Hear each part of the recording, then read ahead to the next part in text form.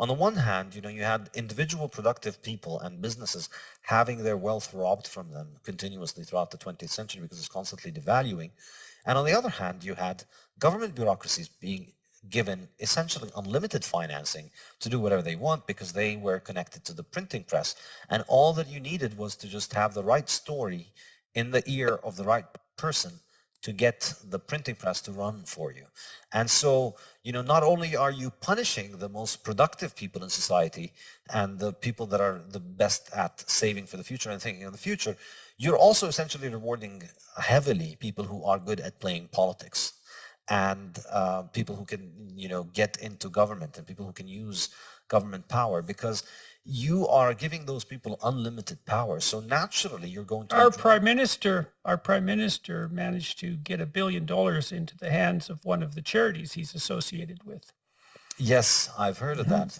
Your Mhm. prime minister has been an excellent lesson in what happens when seemingly idealist people with beautiful sounding cliches get into power and then have that power foisted upon them, and then they see a great opportunity to capitalize on that to their own benefit and to their own aggrandizement. Um, And all the while justifying it by reference to the moral standards they hold that exceed those of everyone else. Absolutely, absolutely. And then, you think about it first. So there's the aspect of the corruption of the fact that, playing politics pays. But then there's the other aspect, which, to go back to the energy discussion and the food discussion, which I discussed in the fiat standard, these markets then become heavily regulated and influenced by a government that has an infinite printing press, to the point where they've been made almost dysfunctional at this point. So if you think in terms of energy, we've had, and in both energy and food, the current hysteria that you hear around, oh no, we're going to boil the oceans because we're driving cars, or, we're going to boil the ocean because we're eating cows and cows are farting, and, 4.5 billion years of Earth was doing fine until the cows started to fart, and now the whole Earth is going to hell. Both of these hysterias, incidentally, have their roots in the inflation of the 1970s. It was when the prices of food and energy rose in the 1970s that all these cranky, kooky ideas about, Earth punishing us and there's not enough resources for us to be able to live, and we need to limit the global population, and we're destroying the Earth. All that stuff started to come about in the 1970s, and it was highly politically conducive at that point. It was likely to be popular because it was providing a very useful alibi to the government when it comes to inflation. The reason we're witnessing massive increases in the price of oil and food has nothing to do with the fact that your currency is being printed and debased. It's because we've reached the natural carrying limits of the earth, and we're going to boil the oceans, and we're going to destroy the planet. And so, you need to repent by moving away from consuming hydrocarbon energy, oil and gas and coal and all of those things that made our modern world, and the things that are the reason that we have our modern world and modern technology. We can't live without them. They're 80% of energy consumption around the globe, and that's not declining in any meaningful sense anytime soon, unless we want to go back to pre-industrial societies. And so, by fiat, we've tried to we fought these energy sources for 50 years and subsidized these feel-good, essentially pre-industrial, unworkable technologies which rely on biomass. So biofuels, that's an example. You're burning plants like your ancestors 500 years ago had to do in order to survive. Or wind, which again, your ancestors could use occasionally, but it didn't build them. It didn't build them Apple computers, and it didn't build the internet. And solar energy, which also we've always used, but again, it won't build you a car. In order to have all these modern conveniences that we have, we need those energies. And people in the fiat world are completely dissociated from this reality. They almost want to overrule thermodynamics by fiat, that we want to have the same cars, better cars, but we don't want them to run on fuels. We want them to run on wind and solar and all that. And the result of that, I think, when I was doing my PhD, I saw this for the grift that it was, and I was not interested in it intellectually because, who cares? A bunch of people like Al Gore are going to become billionaires from this, but a lot of hucksters get rich in a lot of ways. No reason to get worked up. But now I think I'm beginning to realize this is actually a serious threat to industrialization and civilization itself. I mean, our planet will witness massive catastrophes and calamities if we have a serious reduction in the consumption of these energy sources, which, plants are being decommissioned all over the world based on the idea that we're going to be replacing it with wind and solar. And the result is energy prices are rising massively, and energy is becoming less and less reliable, and you're witnessing more and more grid failures. Yeah. All right. So on to the fiat standard. Yes.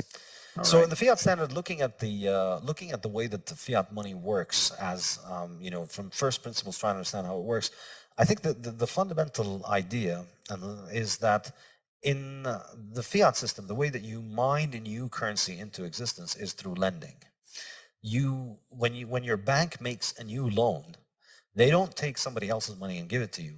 They make new money essentially out of thin air, and they hand it to you and they put it in your bank account. So this, I think, is a very key insight. So in Bitcoin, Walk through that so everyone understands exactly what the banks are doing, because that is not something that people know or understand.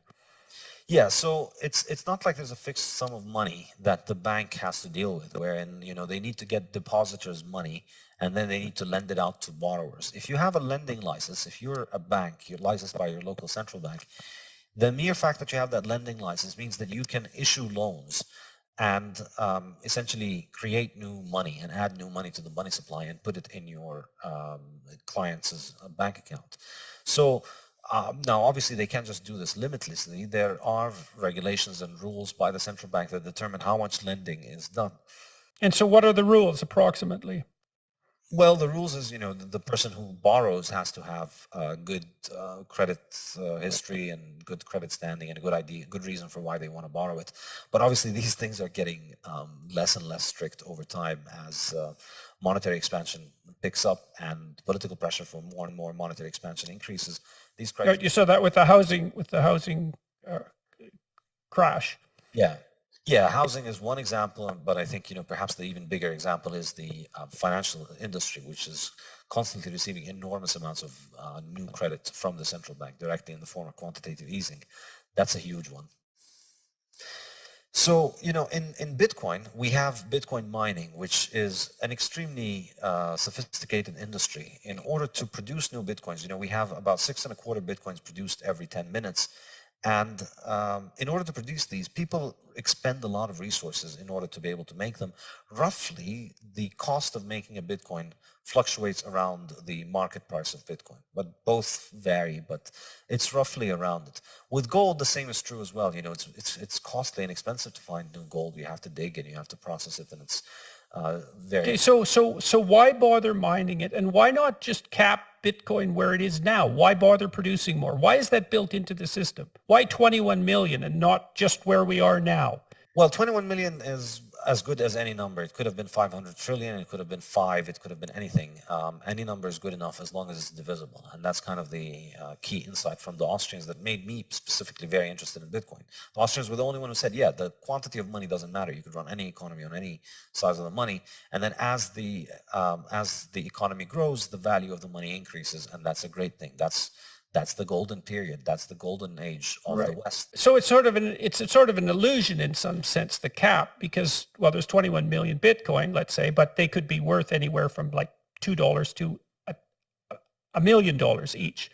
And because it's fractionable, right? So there is no, in that sense, there's no limit to how much money there is, even though there's a limit to how many tokens there are. Exactly. There's no limit to the value that the network can carry, but there's a limit to the tokens that represent that value. So you don't corrupt the tokens of the system in order to make more tokens in order to enrich the insiders. You just keep packing more value into it. Into the tokens. Okay, so why was it allowed to be mined at all then? So that the distribution of the coins would be a fair distribution, so that anybody could enter into the network and secure coins. Because if you just made the first 21 million, who owns them in the first day? Who's going to be owning the 21 million? How are you going to distribute them? This is not an easy question, and I think most people wouldn't have thought something like Bitcoin to be possible had it not because of this issue. How are you going to start off an upstart currency and give I everybody in see. the world a new balance? So it was to get it going. Exactly. It's kind of Huh. like just for the first 130 years of Bitcoin's history, we're going to need to have mining, but then Bitcoin operates without any more mining. Right. So you need some gold for gold to work. And so you need to have a mechanism for mining the gold. And so this is some mechanism for producing Bitcoin so that there are some Bitcoins so it can work. And they're distributed across the people who have done the mining. And so you already have a bit of an economy there because all those people are vested in it. And it's completely open and perfectly competitive. Anybody in the world can mine. Anybody can bring their computer onto the network and mine, and benefit from the mining. And it rewards only the most successful miners. It rewards only the most economic miners because it has this thing called the difficulty adjustment, which is my favorite part of Bitcoin.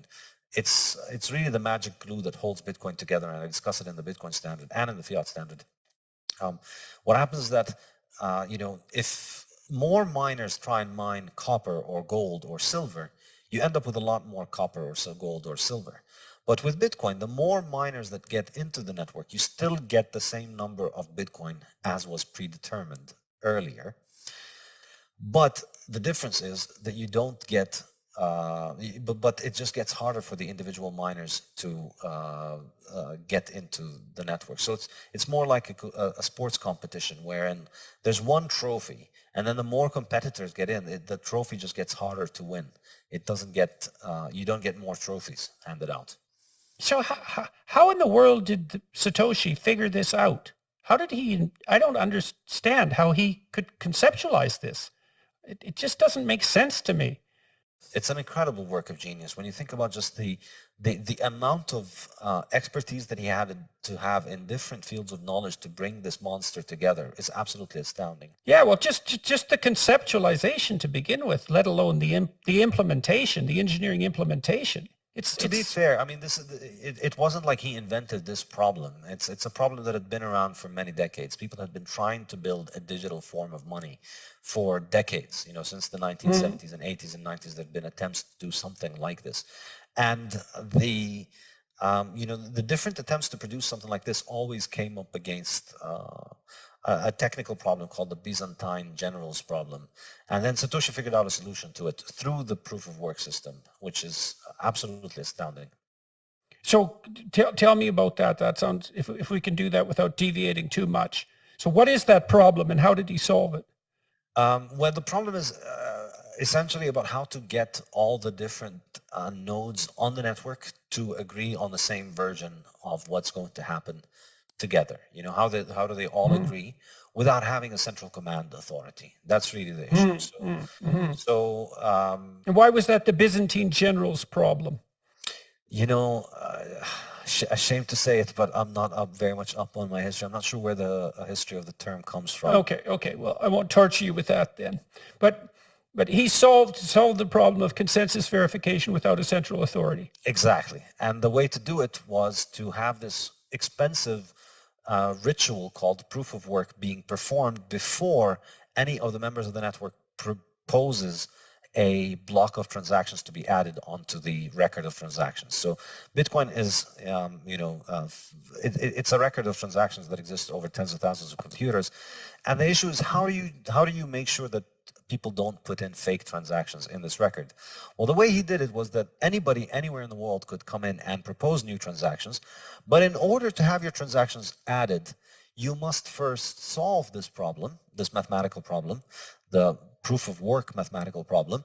And that's actually expensive to solve. It takes your computer running for many, many hours to be able to try and figure out a solution to those things, and for it to get lucky once every 10 minutes. So you have to spend serious money in order to be able to commit, to make the claim of the new transactions. And so once, it's like, if you just allow everybody to present their record of transactions, then there's no mechanism of coordinating between everybody. Whose record do we pick from all those thousands of people? But if you put, currently, the reward is about 6.5, 7 Bitcoin, so that's about $350,000. The Bitcoin network is giving out $350,000 every 10 minutes. You can have them as long as you provide the proof of work solution, which roughly costs you around $350,000, more or less. So how do we make sure that we can all agree on this? All the members of the network, we don't evaluate any claim for the transactions. We only evaluate the claim that has done the work and that has spent the money. So why would someone make that claim then if it's so difficult? What's the advantage to that? You get $350,000. You get 6 to 7 Bitcoins. And how is that related? That's the mining process. That's the mining. That is the mining process. That Yes. is the mine. Okay, good. Okay, Exactly. now I got it. That's the mining process. Exactly. So to mine new Bitcoins, you have to solve that problem. So this is why it's portrayed as mining. It's like those computers are digging in the ground trying to find the solution of the mathematical problem.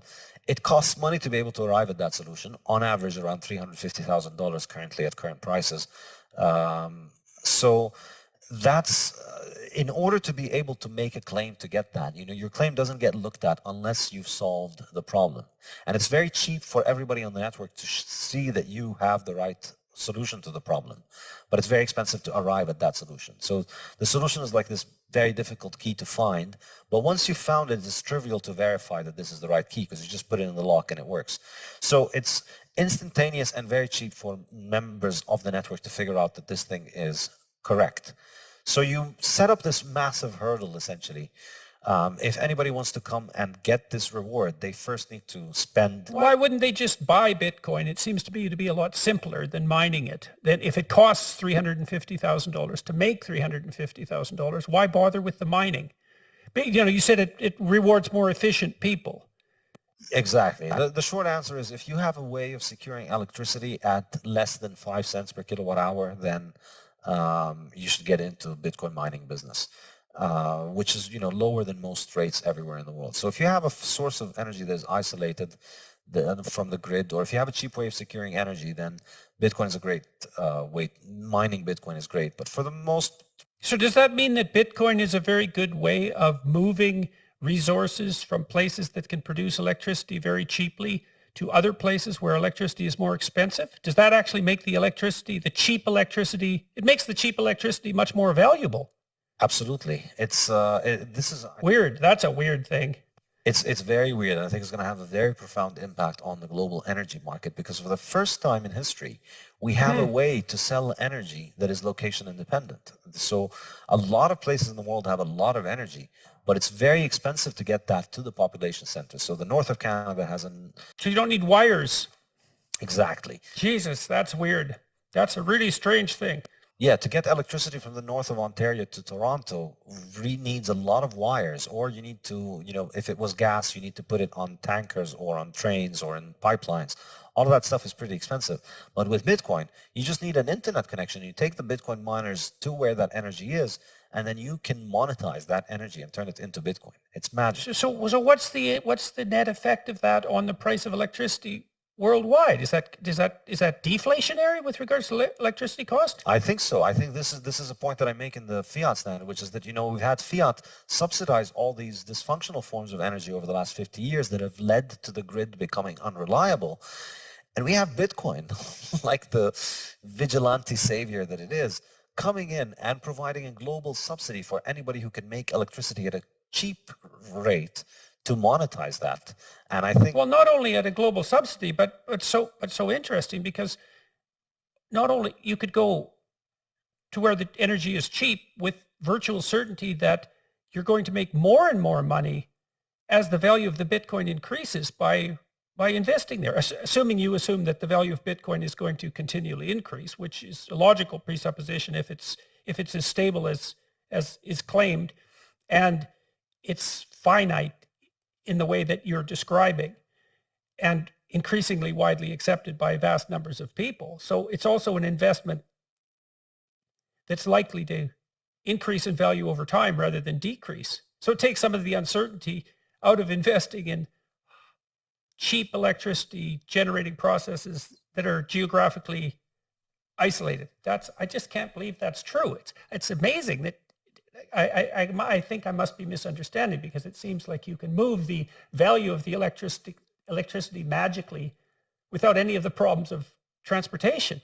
Yes, exactly. Wow, that's really something.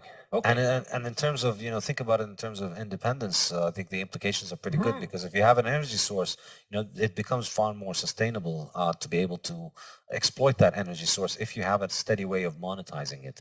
So I think it can help people get off the grid. It can help people become more independent. You have your own energy sources, and you have your own a monetary system that you use to trade with the rest of the world. And you don't need much of the control of the grid on you, which is getting more and more suffocating every day. Yes, and as this idea that we're despoiling the planet and our technical activities, our industrial activities, our high standard of living, all that's immoral because we're doing immeasurable long-term harm to this pristine biosphere. Like that, you can just feel the moral pressure growing there, just intensely, intensely, intensely. And Yeah, and I think it's completely ridiculous, because every action has a cost. This is the thing about it. You learn from economics. Everything has a cost. Everything has an opportunity cost. And people like to present this idea as if there's an evil cabal of oil producers that are out there forcing our governments to make our lives dependent on these oils. And what we need to do is to just have the political will to transition to these more advanced forms of energy that are going to save the planet. And it's just completely ridiculous. well, people don't understand. Like people don't understand things as simple as the fact that there's a finite amount of solar energy that falls on a square yard of territory. That at that basic level of physics, it's just, well, the sun is an inexhaustible source of energy. It's like, well, that's true, but practically speaking, that's not exactly the issue. Exactly, because what you need is the power. What you want is to convert that high quantity of energy into high power, which is a lot of energy over a small, short period of time. And to do that, this is really understanding that what humans look for is not energy, because energy is everywhere. There's sun and there's wind and all of that stuff. But being able to channel that in order to use it in high power applications, that's what makes everything that we value possible. That's what makes surviving the winter a breeze for the vast majority of us. This is why we have our modern life. This is why we have transportation. It's because we have high power.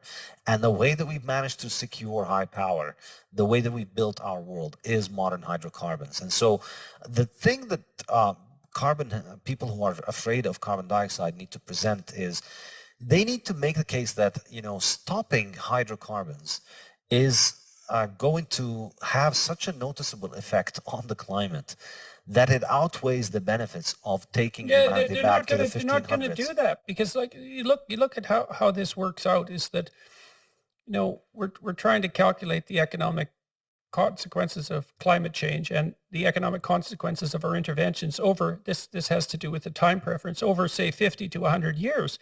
But the errors in your measurements and your predictions grow and grow and grow as you move out decades into the future. It's that those justifications will never be forthcoming. They're technically impossible.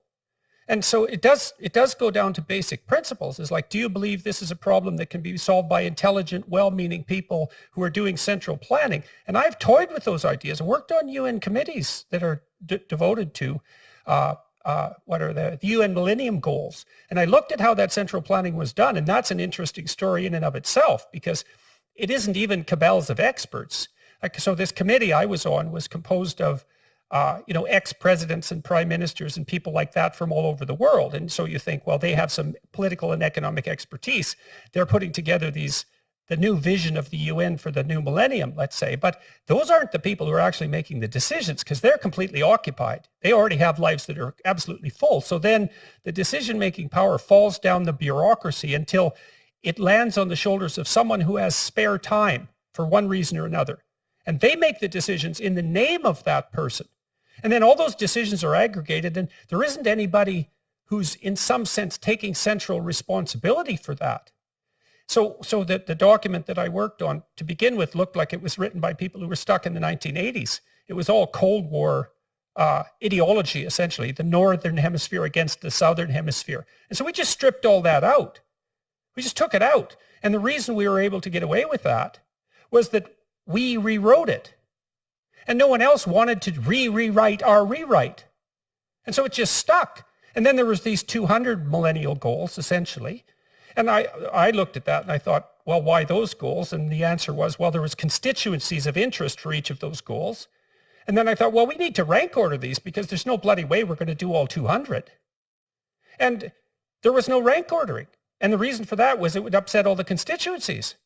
And I thought, well, you get this weird aggregation of things we need to do. And then the impossibility of rank ordering, that means you don't have a priority. Like, what's the most important and how do you decide that? Well, that problem just wasn't addressed at all. And so this, well, it was an object lesson in how these sorts of things work.